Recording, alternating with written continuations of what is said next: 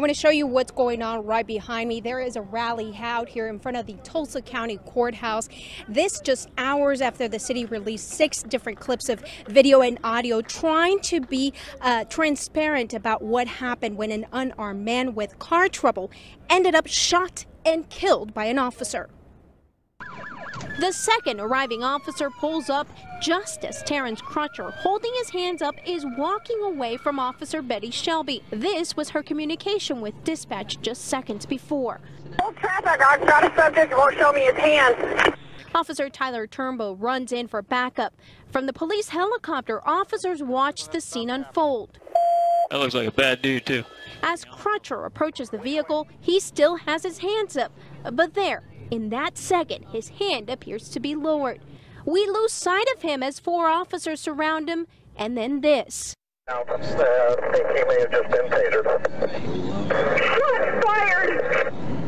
At 321, we have shots fired. We have 1 suspect down. We need him to here. I'm going to tell you right here now, there was no gun on the suspect or in the suspect's vehicle. 2 officers pull Shelby back from the scene. Crutcher is on the ground for 2 minutes before an officer not involved in the initial shooting checks on him. I will just make this promise to you. We will achieve justice in this case.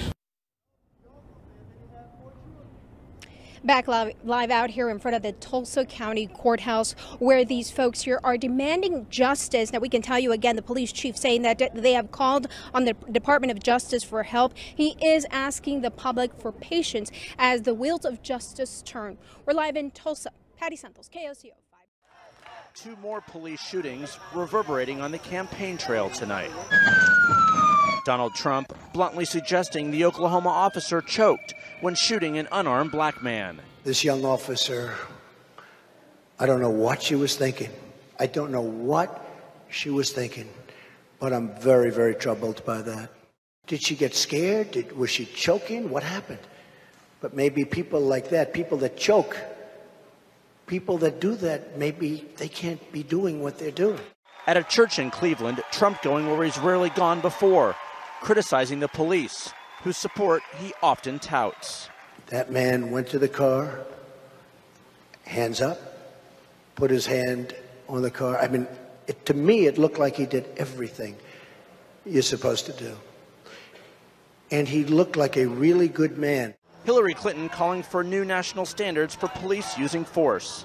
In Florida, acknowledging the challenges facing police, even while lending her voice to protests in Tulsa and Charlotte.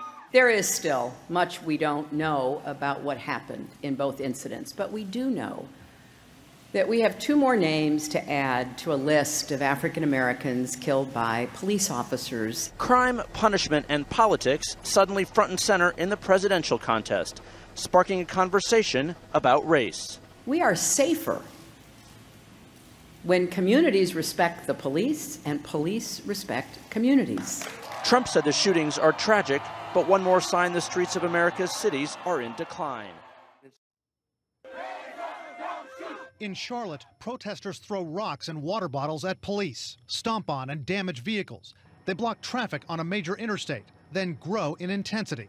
They broke into the back of a tractor trailer and started setting items on fire. 16 police officers were injured, 1 hit in the face with a rock. The riot sparked by the fatal police shooting of 43-year-old Keith Lamont Scott Tuesday afternoon. In an emotional Facebook live stream, a woman who says Scott was her father claims he didn't have a gun, and if he did, the police planted it. My daddy is definitely disabled. What gun he had? He in the damn car reading a book.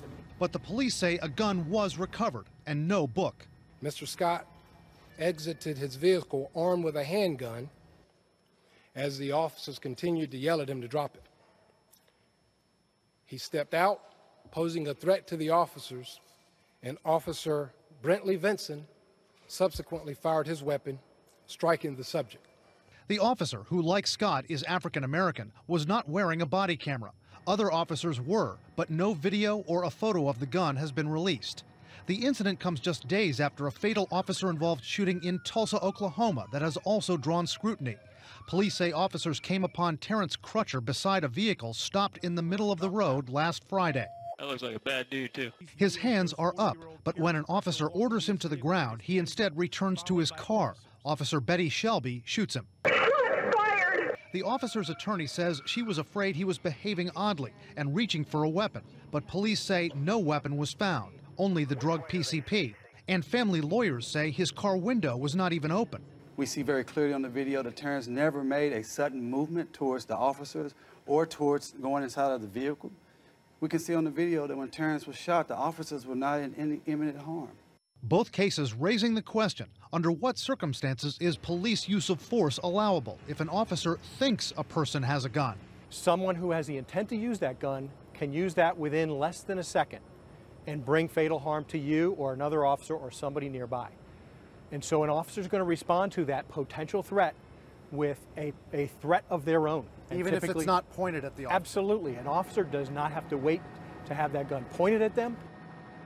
Now, the officers in both Charlotte and Tulsa are now on paid administrative leave pending investigations. Law enforcement expert Ron Hosko says of the two cases, this officer, Betty Shelby in Tulsa, Oklahoma, is the one most likely to face possible charges because there is no dispute that the man she shot and killed was unarmed. The crowd back away from that Omni Hotel area, which has been obviously the center of a lot of the violence tonight, and trying to push that crowd back. They were trying to get various people, agitators, out of the crowd, and as other people came in to try to grab those people.